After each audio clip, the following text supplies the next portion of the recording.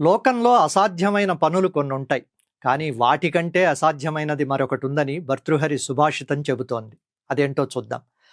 లభేత సికతాసు తైలమపి యత్నతః పీడయన్ పిబేచ్చ మృగతృష్ణికాసు సలిలం పిపాసార్దితః కదాచిదపి పర్యటన్ శశ విషాణమాసాదయెన్నతు ప్రతినివిష్టమూర్ఖజన చిత్తమారాధయేత్. ఈ శ్లోకానికి ఏనుగు లక్ష్మణ కవి అనువాద పద్యమిది. తివిరి ఇసుమున తైలంబుదీయవచ్చు, తవిలి మృగతృష్ణలో నీరు త్రావవచ్చు, తిరిగి కుందేటి కొమ్ము సాధింపవచ్చు, చేరి మూర్ఖుల మనసు రంజింపరాదు. ఈ పద్యంలో కవి 3 అసాధ్యమైన ఉదాహరణలు చెబుతున్నాడు. మొదటిది, ఇసుకను గానుగలో వేసి రుబ్బుతూ ఉంటే ఎక్కడో అక్కడ ఎప్పుడో అప్పుడు నూనె చుక్కైనా వస్తే రావచ్చు.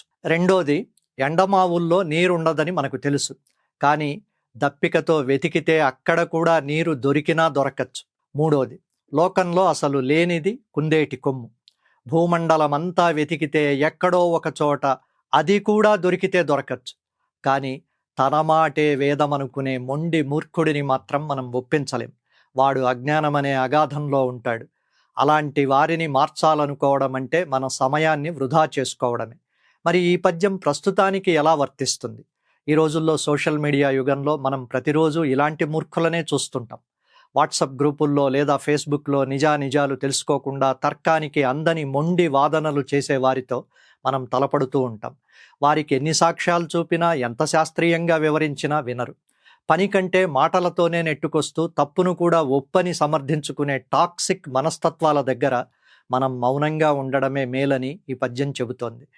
మనల్ని అర్థం చేసుకోని వారికి, మన వ్యక్తిత్వాన్ని కించపరిచే వారికి వివరణలు ఇవ్వడం ఎలాంటిదంటే ఇసుక నుంచి నూనె తీయాలని ప్రయత్నించడం లాంటిది. జ్ఞానితో వాదించవచ్చు, అజ్ఞానిని క్షమించవచ్చు, కానీ సగం జ్ఞానంతో నేను చెప్పిందే నిజమనే మూర్ఖుడికి మాత్రం దూరంగా ఉండడమే ఉత్తములు చేయాల్సిన పని.